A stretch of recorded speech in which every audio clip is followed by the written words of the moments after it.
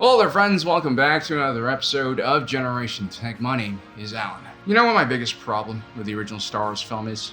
It's the destruction of Alderaan. All in all, it seems like a non-event. Yes, we see Leia squirm as her home planet is destroyed right in front of her. We can have some empathy for the character Leia, but we don't really know what Alderaan is. We don't understand the culture, the food, the language, what they like to do in their spare time. We aren't all Jedi like old Ben and able to sense the depth of so many souls all at once. Or just the audience. Now, someone argued that the original Star Wars film is, pretty tightly made. It has a minimalistic story, the pacing is very good, and the Alderaan scene was just a small part of the story. There was really no time to dwell on the subject matter, which is fair. And I guess another response to my own criticism would be that maybe attention spans now are much shorter and people are less creative, and so you have to literally tell them what's going on rather than give them just, a shot of the planet exploding. Back when we had like SD video, we kind of just had all these blurry pixels and our brains filled in all of the gaps in between. But still, I think it was a missed opportunity by Lucas to not get us more sucked in to the story. Scenes like when Luke interacts with his aunt and uncle set up other scenes, like his return to his homestead where he finds his uncle and aunt burnt to a crisp. The fact that we're introduced to them beforehand really makes this moment more impactful. It makes us understand why Luke leaves everything behind. And so I believe that even a 1 minute or 30-second scene of like a family on Alderaan, showing their loving and peaceful nature would do a lot to make audiences feel more when they see the planet blow up. It would have driven home the true cost of Tarkin's decision. It would have made the moment even more emotional and shocking than it already was. Instead, George Lucas probably thought that the extreme wow factor was enough. Let's blow up an entire planet of people. It's so extreme and it's so evil that it will shock audiences anyway. But I actually believe that, blowing up a planet is so wild that it's actually unrelatable to most people. Like we take a look at it, it's horrific, but can't relate to it. I'm on a planet that still is thankfully intact. And that's because when trying to move an audience, it's really not about the size of the tragedy. It's more about how connected you are to the victims. Which is why I get more emotional thinking about Brasso dying off screen in some wheat fields and Minarao than I do watching a tiny blue planet explode from a laser beam. I mean, even Coleman Trevor's death in the prequel is probably one of the most impactful moments of that trilogy. Becomes more impactful when you realize that as a youngling, he really struggled with the basic lightsaber forms because he has, tiny little dinosaur hands. There have been attempts, of course, to make Alderaan more relatable. I mean, its history has been fleshed out in the Old Republic era. We have the Kenobi series, which also shows us a little more of what life was like on that idyllic planet. You also have novels like Lost Stars, which shows us the Imperial reaction to the destruction of Alderaan. There's actually a huge shock to many of the people in the service. You had a lot of people reassessing their loyalty to the Empire. There were a lot of defections. Of course, there was also a culture of fear and mistrust that already existed, so people were pretty afraid of speaking out. Perhaps the most tragic thing was how Alderaanians in the Imperial military acted. I mean, some of them just defected, obviously, but others, they remained inside of the system. Some of these individuals even doubled their commitment to the Empire out of, fear, and also out of a desperate need to understand why Alderaan needed to be destroyed, right? There needed to be some kind of justification so that they could make sense of it all. It's fascinating and terrifying all at the same time. I definitely recommend you guys check out Lost Stars. I know it's categorized as a young adult book, and it has like a lot of those young adult kind of things in it that some people might like. But really, this is a coming of age story for a bunch of Imperials trying to make it through the military system. It's really interesting for people who want to know like how the recruitment process works, how the academy works, and what the day-to-day life of a academy recruit is like. They cover it all in detail. Actually, a lot of things we discussed about Cyril Karn in our previous video can also be seen in this story.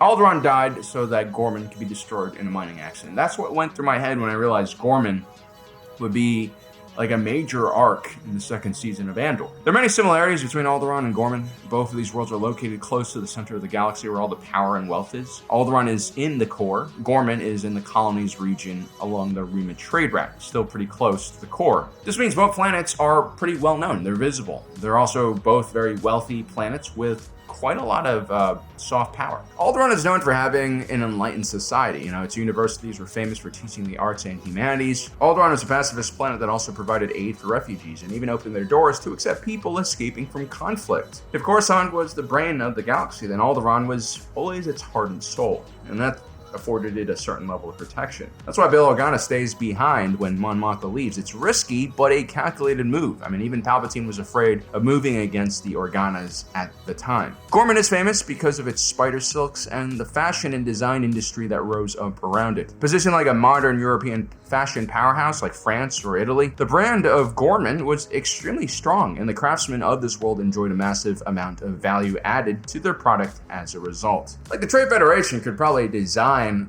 Gorman silk outfits that look very similar and probably are a similar quality to what the Gorman make, but they're probably not going to be able to charge nearly as much, because that is the value of building a brand around an entire culture. Since Gorman products were basically like the Hermes or Louis Vuitton or Kirkland fashion brands of their time, you know, very luxurious, cool, and not dad-like at all, it meant that everyone in the galaxy also knew about Gorman, and so wiping it out wasn't exactly an easy process. The Empire still had restraints.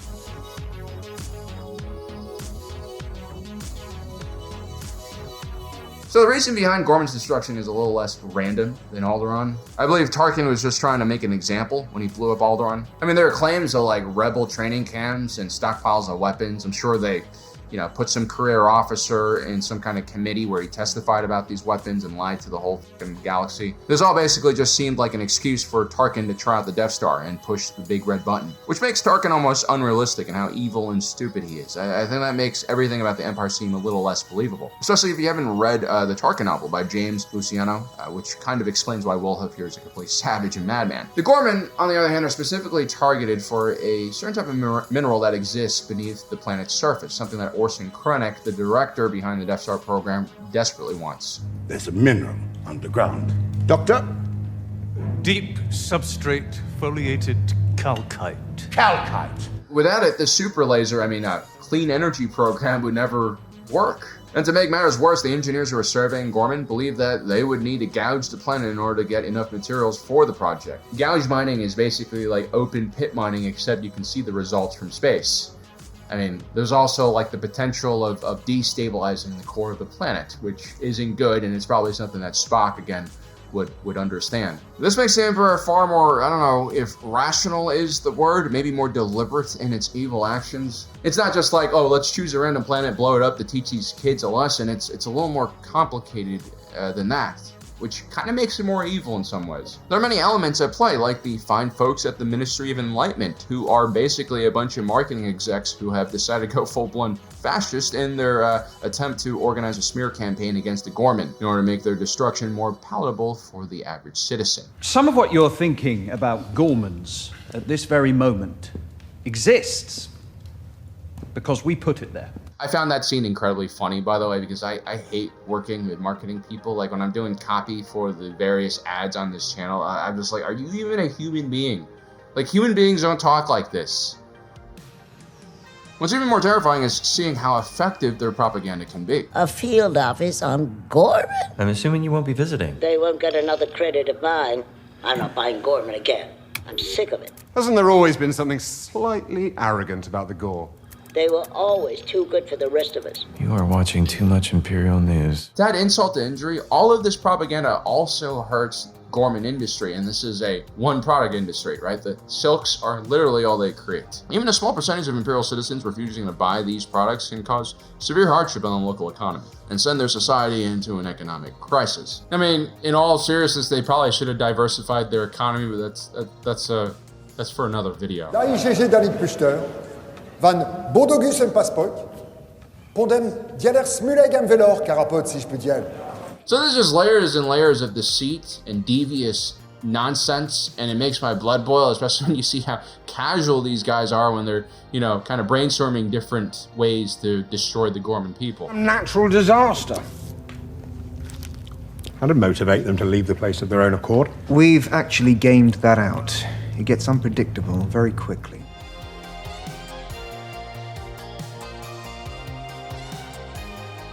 The scene with Krennic at his eagle nest is absolutely terrifying because these people, the way they talk, it's utterly insane. There's no attempt to humanize these people at all. These aren't soulless dolphins trying to sneak into your house and eat your children. These are the Gore, real living people. But these Imperials talk about this whole plan like it's some kind of business project, like they're putting up a block of condos. The failure to see what the audience sees, what the Gore sees, that's what makes the Imperial seem alien to us. This is what dehumanizes the Empire. The Gore, on the other hand, live life so beautifully. Yes, they are a bit naive, probably a little bit arrogant as well, perhaps a side effect from being so successful in a relatively shallow industry. But as Perrin Firtha says, joy. The Gorman bring joy to the world as artists and craftsmen often do. I remember the first time I bought my wife something fancy enough that she could probably keep for the rest of her life and maybe even give to the next generation, and it was a wonderful feeling because I saw how happy she was, how special she felt having this item. Not to play up consumerism too much, but yeah, like there is value in beauty and good crafts. In a healthy society, you preserve these things. The Gorman are also very noble, and they're passionate about everything they do in life. They work hard and they play hard. They also dress to the nines for a revolution. I mean, the rebellion has ever looked so runway ready, right? Take a look at organizations like the Gorman Front. It's like the entire garment district just left their sewing machines for blasters and detonators. These guys are full of life. They have romantic views of the galaxy. They're not professional fighters, and that makes them charming. Yeah, maybe a little reminiscent of the French partisans that fought against the Nazis, especially the early groups who were very crazy to do that.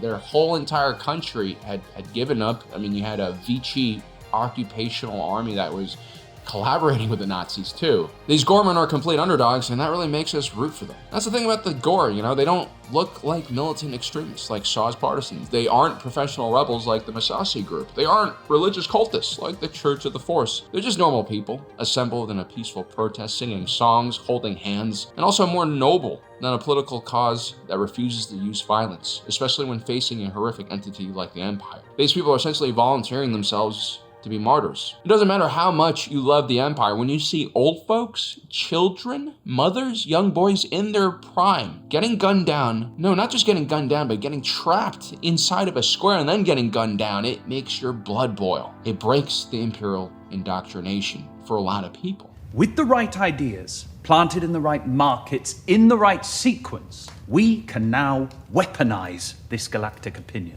No, we love the spiders. Oh, it's an image we can build on. Aggressive, unpleasant, keeping to themselves. In a galaxy where it seems like planets are being cracked open every day in the background, and you're always hearing news on the holonets about massacres and genocides are appearing in every corner of the galaxy. I'm glad they finally showed us one in live action. I'm glad we're seeing every angle. I'm glad we're kind of being introduced to the people who are getting slaughtered. I think that's important. Almost 50 years ago, George Lucas just told us the Empire is evil, and now Tony Gilroy is finally making us think deeply about what exactly that means. I was thinking about this the other day, like, where do my moral values come from, right? It didn't come from school. I didn't, learn stuff in social studies and civics that shaped who I was.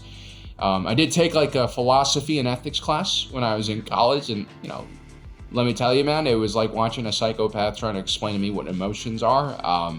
It disturbed me, let's just say. The thing that really inspired me, that moved me and helped me develop my sense of identity and moral values were actually just stories. Stories found in books, stories that I listened to on the radio, and of course, stories that I saw on TV and in movies. I often talk about seeing films like Life is Beautiful at a young age and how impactful that was. But there are also other movies, like we watched in school To Kill a Mockingbird and Remember the Titans. And so many of the most important values that were imparted to me that, weren't directly from my parents came from movies like this. This is what really inspired me. And this is probably why I went into TV production in the first place, I think. This is also why I love Andor. This is why I spend so much time promoting the show and making videos about it. I might not get everything right. I actually probably get a lot of things wrong. But seeing so many people talk about the show and come up with their own theories and start thinking about their own lives in relation to what's happening on screen is exactly what movies can do when they're made with care and honesty. When done right, a movie isn't just entertainment. It can be a mirror that reflects our society or who we are as people. It can be a telescope that can help us look in on how other people live, other cultures, other personalities. And then a movie can also be a rallying cry. It can inspire people to join social movements, stuff like that. I remember when I was in my early 20s, I saw this movie called The Secret Life of Walter Mitty. Apparently it was a passion project for Ben Stiller. The story is about an employee at Life magazine. He's an editor for photos who never really took any chances in his life and always played it safe. It wasn't really until he started taking chances, which involved him traveling around the world to find one of the Life magazine field photographers, that he actually started living and enjoying himself. You know, after watching that movie, I brought a mirrorless camera, and I started looking for any job that would get me out of the country and allow me to go to places where things were actually happening. I would take jobs for minimal pay or even no pay sometimes, where they would just pay for your ticket and living costs. And so, like, without that movie, without Walter Mitty, I think my life would be very different, right? The Secret Life of Walter Mitty might not be a critically acclaimed film. You know, the movie that inspires you doesn't even have to be, like, critically acclaimed or even widely accepted as good. It just has to have meaning for you. You know, you just have to connect with it in some way or form. This is why I hate critics who try to, like, you know, gatekeep, like, oh, this movie's trash, it's meaningless, blah, blah, blah. Well, who cares? Everything is subjective. Everyone has their own relationship with art. It's all completely subjective. And, you know, if you can find something wonderful in a piece of art that inspires you in real life, then that artist has done an excellent job, in my opinion. Anyway, guys, I hope you enjoyed today's video. Don't forget to subscribe and hit that notification button down below so you don't miss out on the rest of our awesome content. As usual, my name is Alan, reminding you that my allegiance is to the Republic, to democracy. I feel like I'm a little sideways today, right?